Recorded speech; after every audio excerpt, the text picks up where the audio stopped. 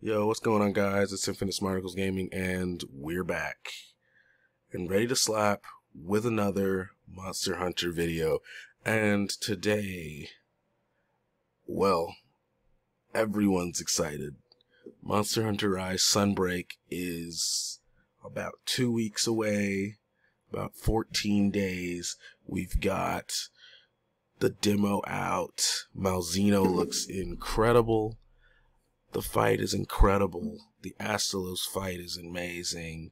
The jungle looks absolutely beautiful. It's back in the game. And with all that excitement, I wanted to take these last 2 weeks, these last 14 days to review the base game of Monster Hunter Rise. As you can see by the title of the video and the title here, I wanted to take a look at my top 10 monsters in Monster Hunter Rise.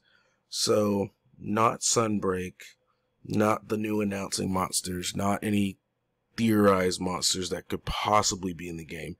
This is just monsters that are currently, if you were to currently turn on Monster Hunter Rise, as of the day this video was posted, you would see these monsters and only these monsters. So, let's start with number 1. Number 10 is Ragna Kadaki. She is easily one of my favorite monsters simply because she's a spider. Before Ragna Kadaki came into the game, there was only technically one other spider, and that was Narcilla. Now that Ragna Kadaki's in the game, we of course have more than one type of spider monster in the game, which I'm hoping will lead to even more spider monsters in the future, because that's one of the smallest monster groupings in the franchise as a whole. Her fight's incredible. I love how she uses her babies to fight with her. She's almost kind of like one of the greats without actually being one of the greats. I think that fight's incredible. Okay. Number 9. Camellias. And I know a lot of people are looking like, okay, well, why is an Elder Dragon so low on your list? For me, when I'm looking at a top 10 monster, I'm looking at how does that monster connect with me? You know, am I fighting the monster? Does the monster, does he have a nickname? Does he, when I'm fighting him, you know, when I go out to fight them, does it kind of put a smile on my face? You know, do I fight them for fun casually when I'm bored and don't have anything else to hunt? Is it something that I'll go out there and try a new skill on or try a new weapon with because I'm so familiar with them because I love hunting them so much? You know, is there a connection with that monster to me? And for Camellias' sake, this is the first time I fought him in the 5th generation. Now, I have fought Camellias in Monster Hunter Generations Ultimate, but that's it. I love the improvements from Monster Hunter Generations Ultimate to Monster Hunter Rise. His fog is incredible. His music's absolutely awesome. His whole fight has taken a step up, in my opinion, considering he's one of the weaker Elder Dragons in the world of Monster Hunter. I like him, and he was going to make it into my top 10, but he's definitely not one of my all-time favorite monsters, simply because I just don't have that connection. Now, do I have a nickname for him? Yes, his name is Kim Kim. But that's about it for him.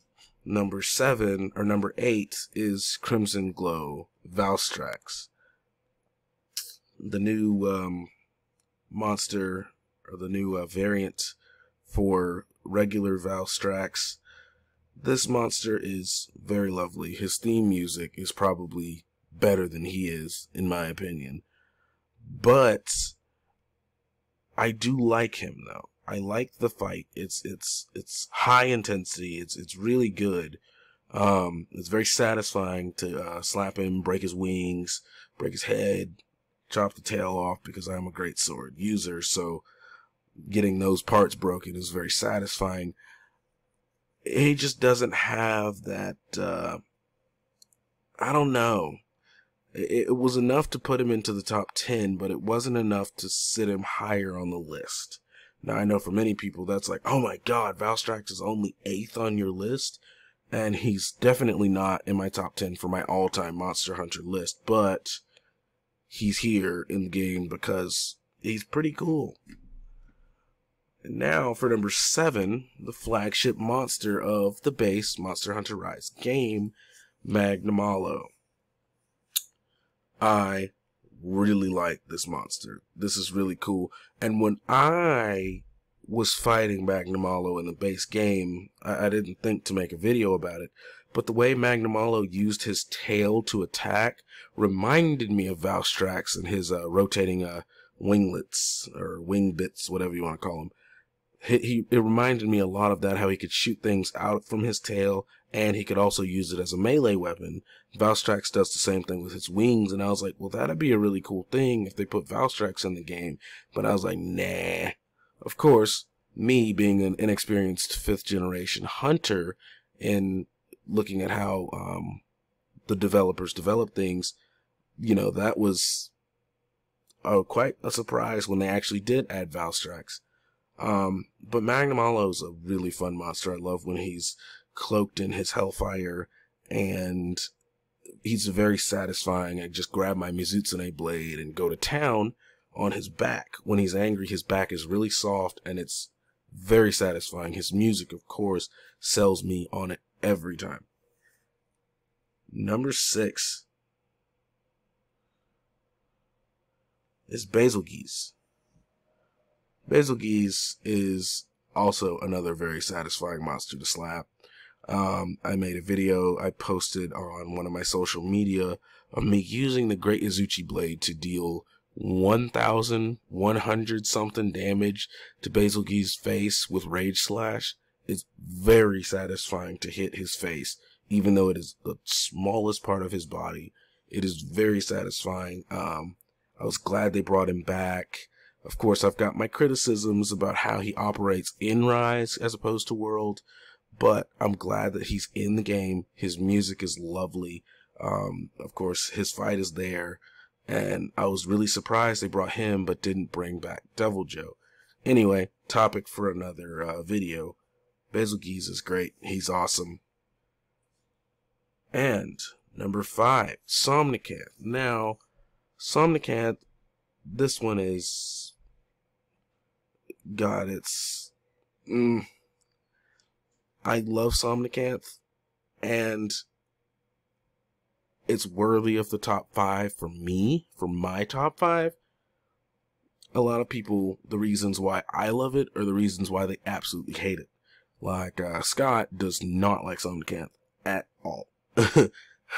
I love Sonicat, and I really enjoy her fight, the way that she stands on her tail, as she's doing in this video. This is the reason why I think Najarla will be in Rise. This is why, because the way that she operates and the way that Najarla operate are identical. It would be a copy and paste for the developers to just put Najarla in the place of Somnicat's actions and call it a day, because they operate so similarly. Anyway, Sonicat is... I love the monster. Her roar is what gets me every time. That piercing, high-pitched screech of a roar. It's so good. It's so good. It's up there with Mizutsune's roar in terms of monsters that roar, that absolutely have me flipping out. I love it. It's awesome. The blue tint she has to her eyes and her mouth when she's alive, and then when you kill her, how that blue tint goes away. It's very awesome. Her little fins change colors when she gets angry. I love how she swims on her back. There's a lot of unique things about this monster that make it fun, and I'm interested to see the new subspecies that they have, of course, but this is a monster that when I go out to hunt, I do very much enjoy the fight. Now 4. Everybody's going to hate on me for having a bird wyvern in my top 5. But I love phuket.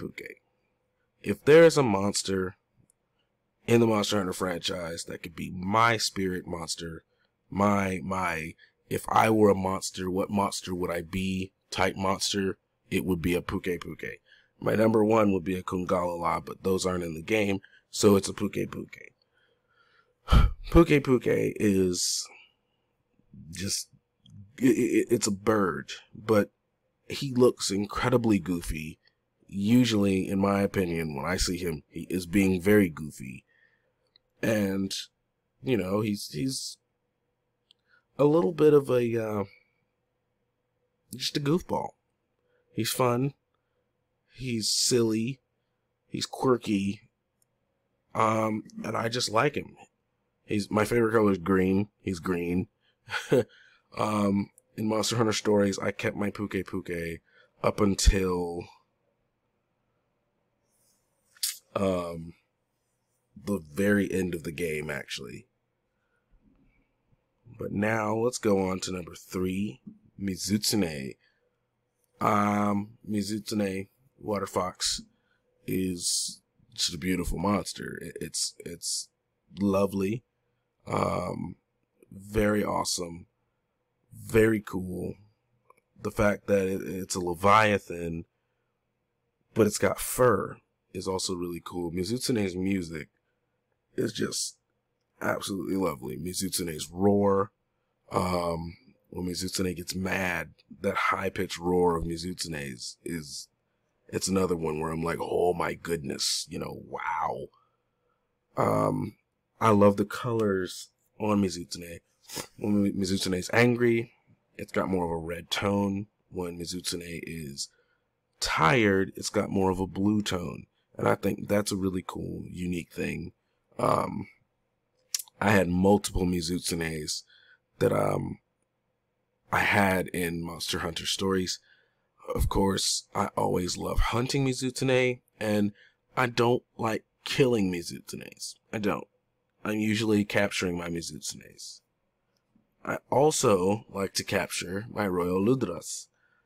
I do not like killing these things. They are not strong enough or intimidating enough to be a threat, in my opinion. They are very, very, very, very... Of course, yeah, they're carnivores, but they're really chill. The Royal Ludra is one of my all-time favorite monsters. He's not powerful. He's not strong. But what I love about him is his sponge. The sponge on the Royal Ludra and the fact that he's a Leviathan is very, very cool. He's got a roar that sounds like a bird. He uses the sponge to keep himself nice and soaked up and nice and moist on dry land because he is a water-based monster. Now, I've heard that he is much better underwater when fighting than he is above water. That's something I'll probably never get to see as a 5th generation hunter, but all in all, I still love the monster. And now, for my favorite, all-time favorite monster, Narga Kuga. Oh, if you've seen any of my videos, you already know I shouldn't even have to go through this. I love Narga Kuga.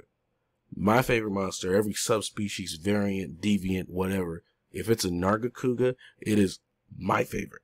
Absolute favorite. When I say I love Narga Kuga, I love them all. Green Narga Kugas, Silverwind Narga Kugas, Lucient Narga Kugas, every type of Narga Kuga. I love it. And his music fell off a little bit from World, in my opinion. I did prefer the World Narga Kuga theme the most. But Narga Kuga is my favorite. That's my top 10. If you guys want to see more videos, I will be posting very frequently over the next 2 weeks. Just recapping Monster Hunter Rise, the base game, before Sunbreak comes out. So look forward to the next video, and we'll see you guys later.